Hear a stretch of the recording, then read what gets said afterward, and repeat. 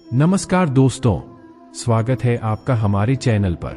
आज की वीडियो में हम बात करेंगे बुरे कर्मों को ठीक करने के तरीके के बारे में, जैसा कि भगवान श्री कृष्ण ने हमें उपदेश दिया है।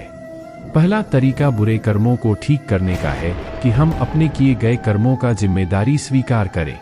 यह एक महत्वपूर्ण और अभ्यास योग्य मार्ग है जो हमें सत्य, न्याय और सामंजस्य की ओर ले जाता है। इसमें हमें सच्चाई की दिशा में बढ़ने की प्रेरणा और सामाजिक जिम्मेदारियों का सामर्थ्य प्राप्त होता है। कर्म की जिम्मेदारी को स्वीकार करना हमें अपने कर्मों की उत्तरदायित्व समझने में मदद करता है। हमें यह याद रखना चाहिए कि हर कर्म का एक प्रतिक्रिया होता है, चाहे वह अच्छा हो या बुरा।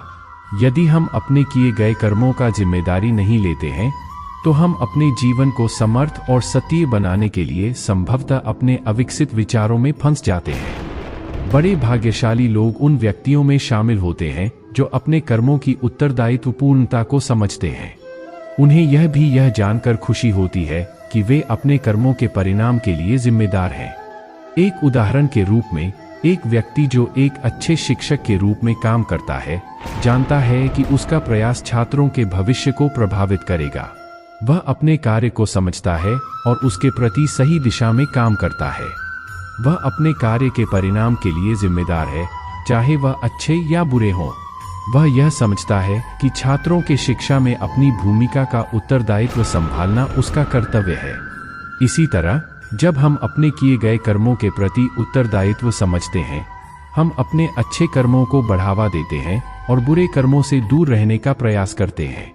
इस तरह का अभ्यास हमें अपने जीवन की प्रत्येक गतिविधि में उत्कृष्टता की ओर ले जाता है।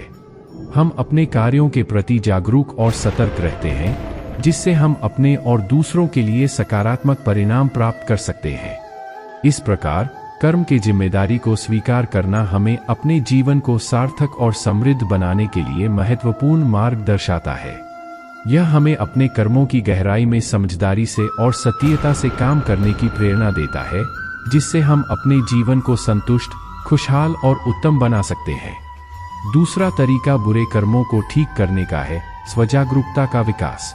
यह एक महत्वपूर्ण मार्ग है जो हमें अपने आत्मा के साथ संवाद में ले जाता है और हमें हमारे कर्मों की वास्तविकता को समझने में मदद करता है। स्वजागरूकता उस ऊर्जा को प्रकट करती है जो हमें अपने आत्मा के अंतर्दृष्टि के साथ जोड़ती है और हमें हमारे आत्मिक स्वरूप को समझने में मदद करती है। स्वजागरूकता का विकास करने के लिए हमें अपने विचारों, भावनाओं और कार्यों के प्रति सावधानी और ध्यान देना चाहिए। हमें अपने आत्मा की आवाज को सुनने और समझने की क्षमता को विकसित करनी चाहिए। जब हम अपने आत्मा के साथ संवाद में होते हैं, तो हमें अपने कर्मों की सही दिशा में ले जाने की अनुभूति होती है। एक उदाहरण के रूप में, सोचिए कि एक व्यक्ति ने एक अच्छा कार्यकर्ता नहीं बल्कि एक दुर्योधन के रूप में अपनी पहचान बनाई है। वह अपने अंदर के काले और अधर्म के प्रति अनजान है। लेकिन जब उसका स्नेही दोस्त उसे इस विचार के बारे में बताता है और उसे उसके अच्छे आत्मसम्मान के बारे में याद दिलाता है, तो वह धीरे धीरे अपने गलत कार्यों को समझने लगता है।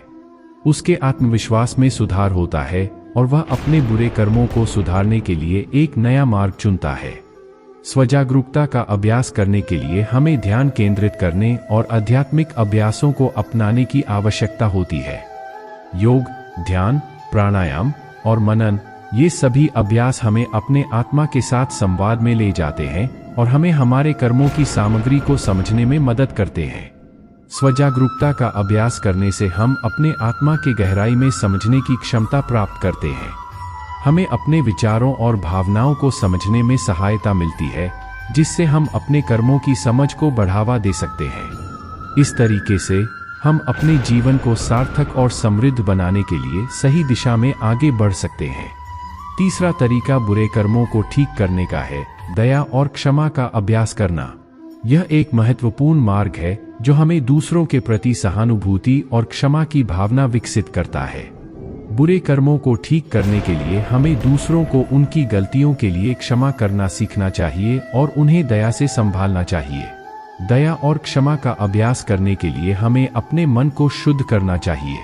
हमें दूसरों की भावनाओं को समझने और समानता की भावना को विकसित करने की आवश्यकता होती है। जब हम दूसरों की प्रतिबद्धता को समझते हैं और उनके साथ भावनात्मक रूप से जुड़ते हैं तो हम बुरे कर्मों को समझने में सक्षम होते हैं। एक उदाहरण के रूप में सोचिए कि एक व्यक्ति को उसके सहयोगी द्वारा धोखा दिया जाता है। उसका पहला प्रतिक्रिया हो सकता है कि वह उस व्यक्ति के प्रति क्रोधमय हो जाए और उसे बदले की भावना से अपना कोई बुरा कर्म करे। लेकिन अगर वह दया और क्षमा की भावना को धारण करता है तो वह उस व्यक्ति को क्षमा करके उसे आगे बढ़ने की प्रेरणा दे सकता है। इस प्रकार वह दूसरों को समझते हैं और उनके साथ सहानुभूति और क्षमा की भावना को विकसित करते हैं। दया और क्षमा का अभ्यास करने से हम अपने जीवन में सुख, शांति और समृद्धि की भावना को प्राप्त करते हैं। यह हमें अपने और अन्यों के बीच आत्मिक संपर्क को मजबूत करता है और हमारे जीवन को सकारात्मक और सत्य बनाने में मदद करता है। इस प्रकार दया और क्षमा का अभ्यास हमें अपने बुरे कर्मों को सुधारने में मदद करता है। हमें अपने और अन्यों के बीच सम्मान और सहानुभूति की भावना को विकसित करता है, जिससे हम अपने जीवन को सत्य और संतुष्ट बना सकते हैं। चौथा तरीका बुरे कर्मों को ठीक करने का है ईश्वर की इच्छा में समर्पण करना। यह एक उच्च और महत्वपूर्ण भावना है जो हमें अपने कर्मों को सही दिशा में ले जाने में मदद करती है। ईश्वर की इच्छा में समर्पण करना मानव जीवन के सार्थकता और धर्म के मार्ग को समझने में मदद करता है। ईश्वर की इच्छा में समर्पण करना का मतलब है कि हम अपने कर्मों को ईश्वर के लिए समर्पित करें और फल की आशा किए बिना कर्म करें। हमें यह याद रखना चाहिए कि हमारी कर्मों का फल हमारे हाथ में नहीं होता और इसलिए हमें सिर्फ कर्म करने का अधिकार होता है, फल की आशा किए बिना। एक उदाहरण के रूप में सोचिए कि एक व्यक्ति को उसके कर्मों का फल नहीं मिल रहा है। वह निराश होकर ईश्वर पर अपनी शिकायत करता है और उसे गुस्से से दोष देता है। लेकिन जब वह ईश्वर की इच्छा में समर्पण करने का निर्णय लेता है तो उसकी भावना में परिवर्तन होता है। वह समझता है कि उसका कर्म उसकी भविष्य में कोई न कोई अच्छा ही फल देगा और इसलिए उसे ईश्वर की इच्छा में समर्पित होकर अपना कर्म करना चाहिए। जब वह ईश्वर के लिए कर्म करने का निर्णय लेता है तो उसका मन शांत हो जाता है और वह अपने कर्म को प्रेम से और श्रद्धापूर्वक करता है। ईश्वर की इच्छा में समर्पण करने से हम अपने आत्मा को उन्नति की दिशा में ले जाते हैं। हम अपने कर्मों को ईश्वर के लिए समर्पित करते हैं, जिससे हमारी आत्मा का संबल और ऊर्जा बढ़ती है। इस प्रकार हम अपने कर्मों को अपने और अन्यों के लिए सकारात्मक और सत्य बनाने में समर्थ होते हैं। इस तरह ईश्वर की इच्छा में समर्पण का अभ्यास हमें अपने बुरे कर्मों को सुधारने में मदद करता है। हम अपने कर्मों को ईश्वर के लिए समर्पित करके अपनी आत्मा को ऊर्जावान और उत्कृष्ट बनाते हैं, जिससे हमारा जीवन संतुष्ट, शांत और समृद्धि से भरा होता है। पांचवा तरीका बुरे कर्मों को ठीक करने का है सत्संग और साधुओं के संग में रहना। यह एक उत्तम मार्ग है जो हमें उत्तम संगति की ओर ले जाता है और हमें सकारात्मकता और धार्मिकता की दिशा में मदद करता है। सत्संग और साधुओं के संग में रहकर हम अपने मन को शुद्ध और पवित्र बनाते हैं और अपने कर्मों को सुधारने के लिए प्रेरित करते हैं। सत्संग और साधुओं के संग में रहने का अर्थ है कि हम उन लोगों के साथ समय बिताएं जो सत्संग, ध्यान और धार्मिक चर्चा में रुचि रखते हैं। ये लोग हमें सत्य की ओर ले जाने में मदद करते हैं और हमारे जीवन को धार्मिक और आध्यात्मिक मार्ग पर चलने में हमें संदेश और मार्गदर्शन प्रदान करते हैं। एक उदाहरण के रूप में सोचिए कि एक व्यक्ति जो अपने जीवन में भटक रहा है और उसे अपने कर्मों की सही दिशा में लेने में संदेह है। वह एक साधु के संग में जाता है और उसे अपनी समस्याओं के बारे में बताता है। साधु उसे समझने की कोशिश करता है और उसे धार्मिकता के मार्ग पर चलने के लिए प्रेरित करता है। उसके साथ समय बिताने से वह व्यक्ति अपने कर्मों के लिए समझदारी से और ध्यान से काम करने लगता है और अपने जीवन को सकारात्मक और धार्मिक दिशा में बदलने के लिए प्रयास करता है। सत्संग और साधुओं के संग में रहने से हमें आत्मिक विकास और उत्कृष्टता की ओर ले जाता है।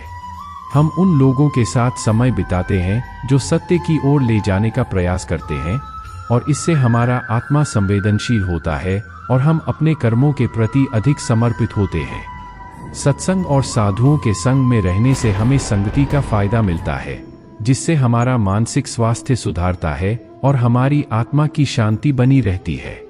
इस प्रकार हम अपने बुरे कर्मों को सुधारने के लिए उत्तम संगति की खोज में निकलते हैं और हमारे जीवन को सकारात्मक और सत्य बनाने में मदद करते हैं। इस प्रकार हमने देखा कि भगवान श्री कृष्ण ने हमें अपने कर्मों को सुधारने के कई तरीके बताए हैं।